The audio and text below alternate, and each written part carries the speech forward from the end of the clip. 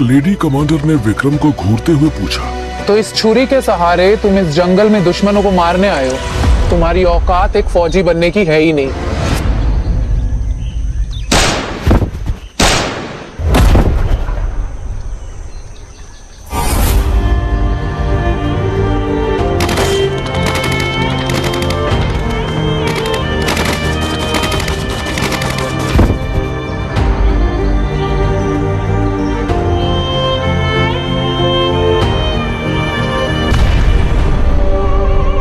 मेरे सारे साथियों को मार डाला उन्होंने।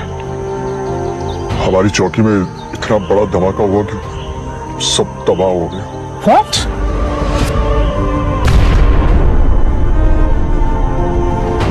तो आखिर तुम कैसे बच गए? चौकी में राशन खत्म हो गया था। मुझे राशन लेने के लिए दूसरी चौकी भेजा गया।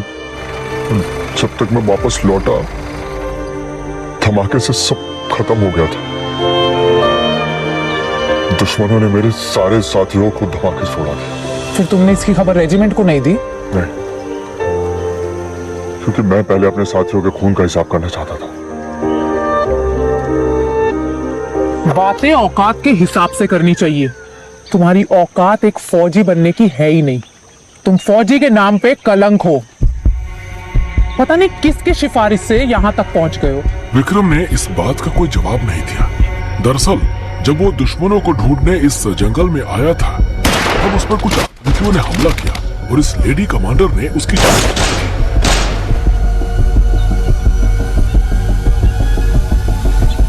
अब इससे पहले और दुश्मन आ जाए, हमें निकलना चाहिए। Let's go. विक्रम उस लेडी कमांडर करिश्मा के साथ वापस चौकी की तरफ बढ़ने लगा। वहीं इसी बीच करिश्मा को झाड़ियों में से एक आहट सुनाई दी। तुम पीछे हट जाओ, यहाँ पर कई सारे दुश्मन छुपे हैं।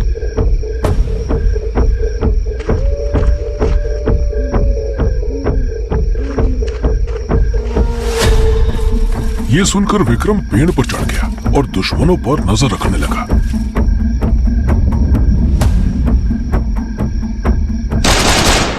वहीं करिश्मा ने उन झाड़ियों पर निशाना लगा दिया। अब तू लड़ेगी हमसे? मैं बुज़दिलों से बातें नहीं, सीधा एक्शन करती हूँ। इसके बाद करिश्मा ने फायरिंग करनी शुरू कर दी। विक्रम हैरान था कि करिश्मा ने अकेले उन लोगों को एक के बाद एक ढेर कर दिया था। अब डरपोक चूहे की तरह खड़े क्या हो? चलो निकलो यहाँ से। करिश्मा और विक्रम वहां से तेजी से निकलने लगे।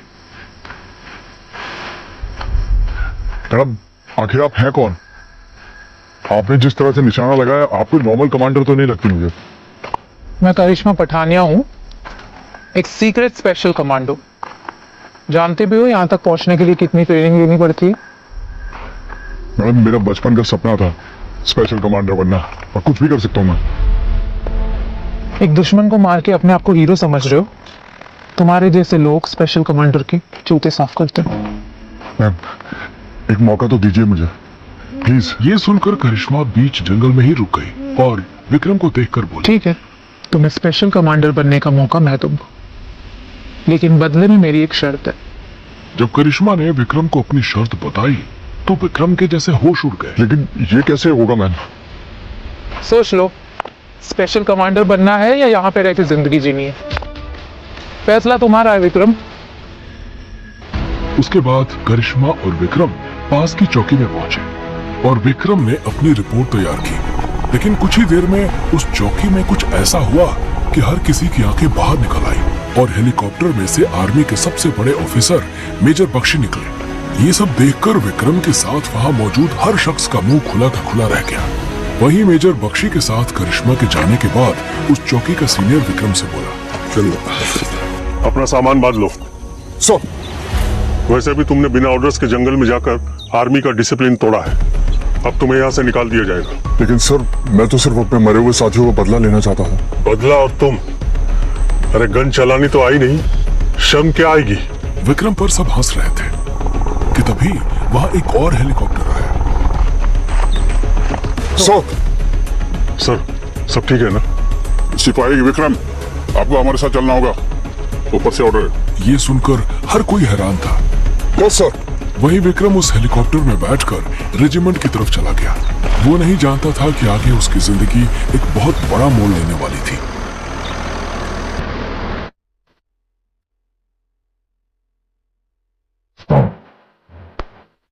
तुम्हारे इस रेजिमेंट में स्वागत है विक्रम। तुम्हें यहाँ पे ट्रेनिंग दी जाएगी और तुम्हें सारे पड़ाव पूरे करने होंगे। मैं कुछ समझा नहीं सर। करिश्मा के कहने पे तुम्हें इस ट्रेनिंग का हिस्सा तो बना लिया गया है, मगर you will have to prove yourself. और उसके बाद तुम्हें स्पेशल कमांडो की ट्रेनिंग में भेजा जाएगा और वहां भी सारे पड़ाव पूरे करने होंगे। मैं तैयार हूँ सर। आज से तुम्हारा काम शुरू होता है। Good luck. Thank you sir. जय हिंद।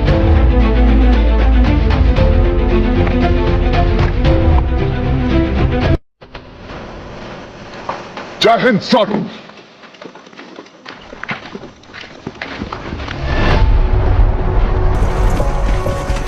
रिश्तेदारी का फायदा उठाकर आए। ये सभी कड़ी मेहनत करके इतने काबिल हुए हैं कि इस ट्रेनिंग का हिस्सा बन सके।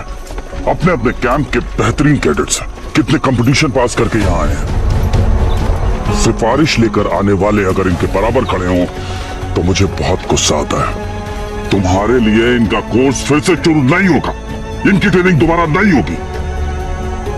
जहां तक ट्रेनिंग हो चुकी है उसके आगे की होगी।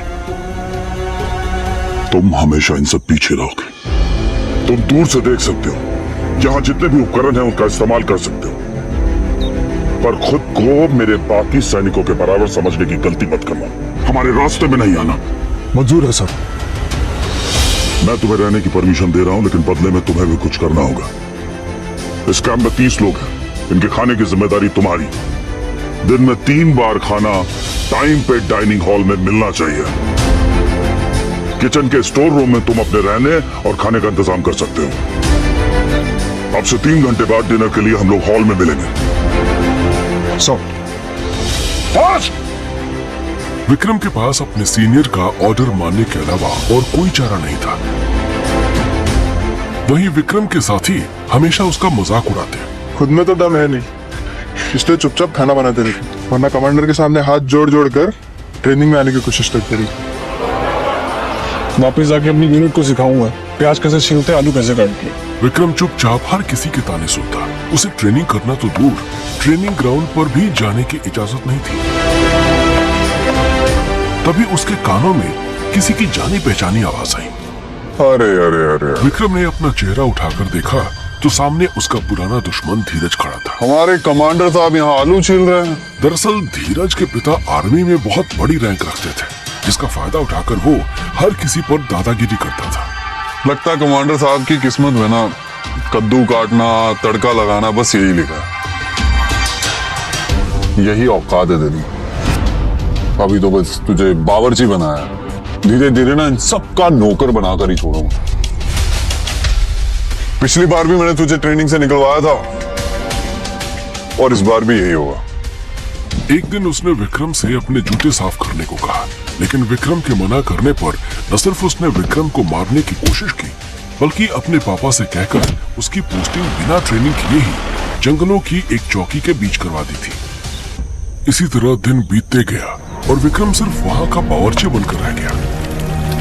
एक सुबह उसे वहां के कमांडर ने ऑर्डर हेलो दिया। सर, आज यहाँ एक बहुत बड़े ऑफिसर ट्रेनिंग के लिए आने वाले हैं। खाना अच्छा बनना चाहिए। अंडरस्टैंड? Yes sir.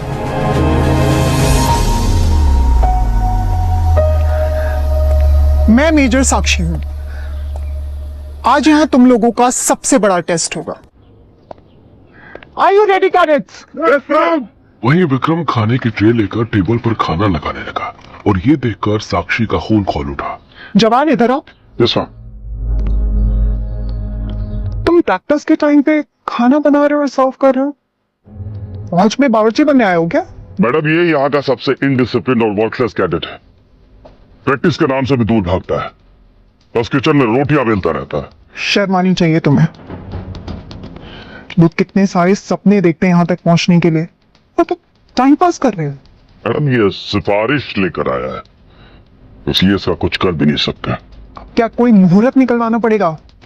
जाओ ट्रेनिंग ग्राउंड पे खड़े हो जाओ प्रैक्टिस के लिए।